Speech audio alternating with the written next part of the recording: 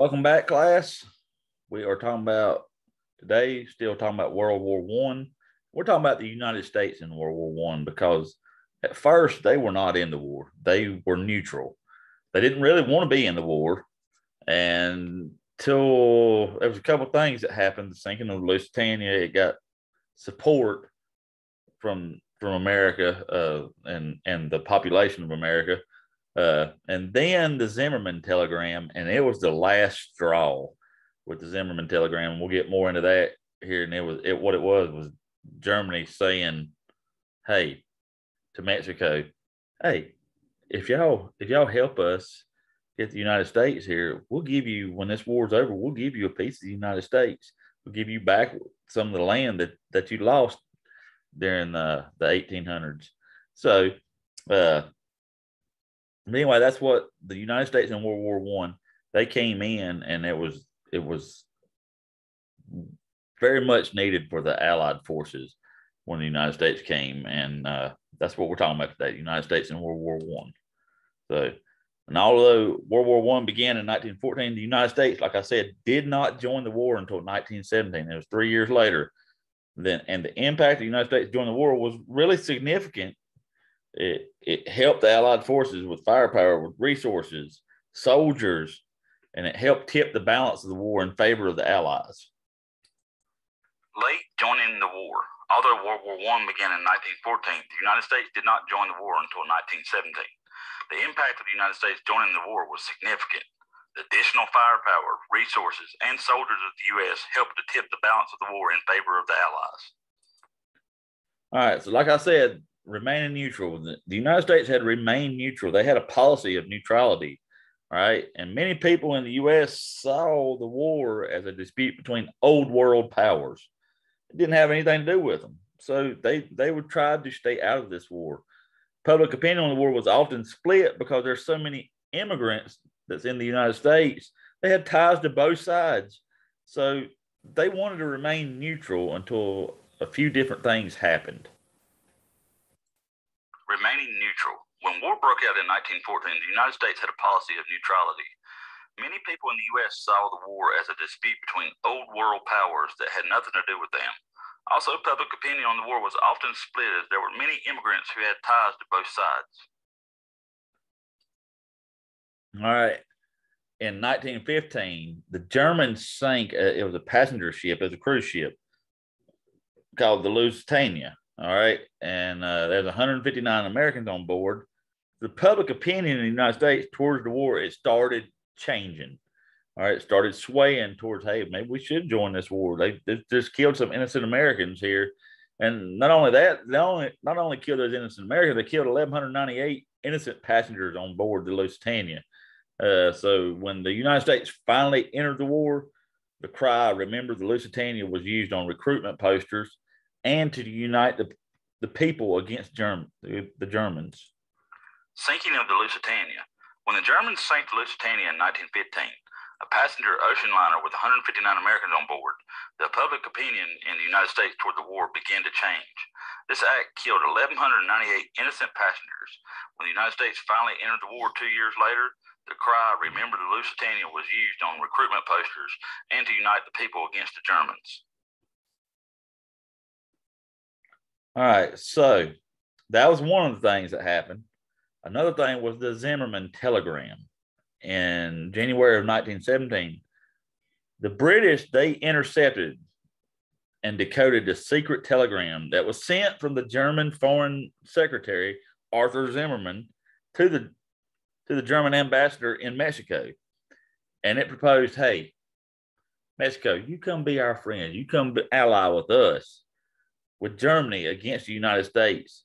And I promise you, if you do that, when we win this war, you'll get the territories of Texas, New Mexico, and Arizona back. So that was the last straw, because as soon as it was intercepted, the British told the United States, and there was no more being neutral, because they were wanting to draw us into the war, and not to draw us into the war. They were wanting help against them. They were going to do that. We were trying to stay neutral, but that was the last straw. The Zimmerman telegram was the last straw. Zimmerman telegram. In January of 1917, the British intercepted and decoded a secret telegram sent from German Foreign Secretary Arthur Zimmerman to the German ambassador in Mexico. He proposed that Mexico ally with Germany against the United States. He promised them the territories of Texas, New Mexico, and Arizona. All right. Like I said, it was the final straw. President Woodrow Wilson, he gave a speech to Congress on April the 2nd, 1917, and he asked them, hey, let's declare war on Germany because they are plotting on us with Mexico, who is our country that borders us. So he said the U.S. would not go to war to fight for the ultimate. He said in his speech that the U.S. would go to war to fight for the ultimate peace of the world. And on April 6, 1917, the U.S. officially declared war on Germany. Declaring war. The Zimmerman telegram was the final straw. President Woodrow Wilson gave a speech to Congress on April 2nd, 1917, asking for them to declare war on Germany. In his speech, he said that the U.S. would go to war to fight for the ultimate peace of the world. On April 6, 1917, the U.S. officially declared war on Germany. All right. So once the U.S. forces got to Europe, all right, that's under the command of General John J. Pershing. And at first, the U.S. didn't have a whole lot of trained troops to send over to Europe, but they started training them. And the army quickly built up through the draft and by volunteers. And by the end of the war, around 2 million U.S. troops were in France. The war ended a year later in 1918. U.S. forces in Europe. The U.S. Army in Europe was under the command of General John S. Pershing. At first, the U.S. had few trained troops to send over to Europe. However, the Army was quickly built up through the draft and volunteers. By the end of the war, around 2 million U.S. troops were in France. So the U.S. troops, they arrived just in time. The Allied forces, they needed their help, okay? They were tired. They were hungry. They had been fighting for 3.5 years. Okay, they were exhausted. They were running out of soldiers. A lot of them had gotten killed. So the influx of fresh troops, it helped boost the morale of the Allies, and it played a major role in the defeat of the Germans. U.S. forces in Europe continued. U.S. troops arrived just in time to turn the tide of the war in favor of the Allies. Both sides were exhausted and running out of soldiers. The influx of fresh troops helped to boost the morale of the Allies and played a major role in the defeat of the Germans. All right. So President Woodrow Wilson of the United States, he issued, when we went to war, his famous 14 points. And these points were his plans for the peace and the goals of the United States in entering the war. And he was the only leader to publicly state what his goals were for the war. All right. Included in Wilson's 14 points was the establishment of League of Nations that he hoped would help to end the war in the future. And right here is his 14 points. We got one: open diplomacy, freedom of the seas, removal of economic barriers, reduction of armaments, adjustment of colonial claims, conquered territories in Russia, preservation of Belgian sovereignty, restoration of French territory, redrawing of Italian frontiers, division of Austria and Hungary, redrawing the Balkan boundaries, limitations on Turkey, establishment of an independent Poland, and creation of an association of nations. All these things were in his 14 points.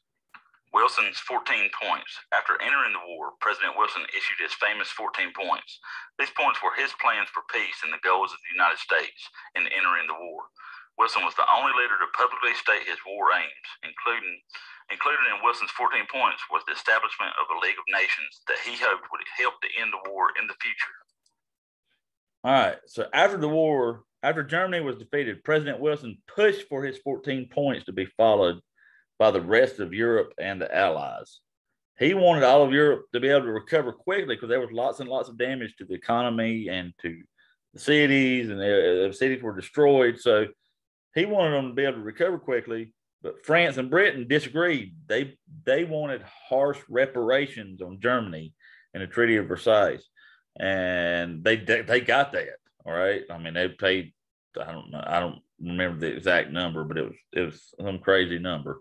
All right, for Germany to have to pay to them for what they did in this war, for starting this war. All right, they established their own peace treaty with Germany. The United States didn't sign that treaty. They established their own peace treaty with Germany. After the war, after Germany was defeated, President Wilson pushed for the 14 points to be followed by the rest of Europe and the Allies. Wilson wanted all of Europe to be able to recover quickly from the war, including Germany. France and Britain disagreed and placed harsh reparations on Germany in the Treaty of Versailles.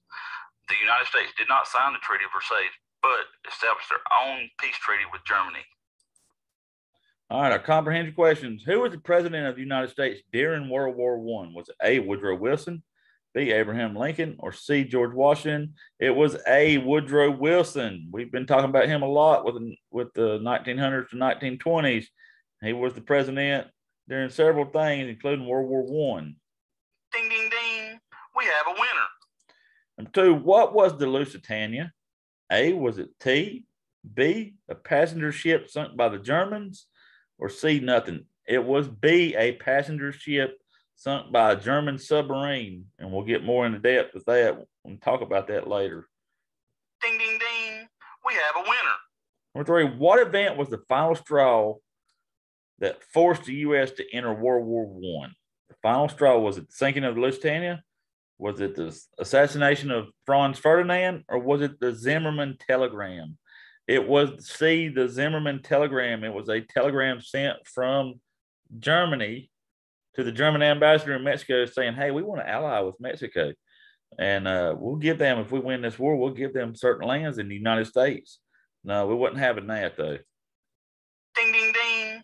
We have a winner. Number 4, what year did the U.S. enter World War I? Was it A, 1917, B, 2018, or C, 1776? It was A, 1917. It was 3 years after the war began. The war began in 1914. Ding, ding, ding. We have a winner. And number 5, what was the name of President Wilson's peace plan?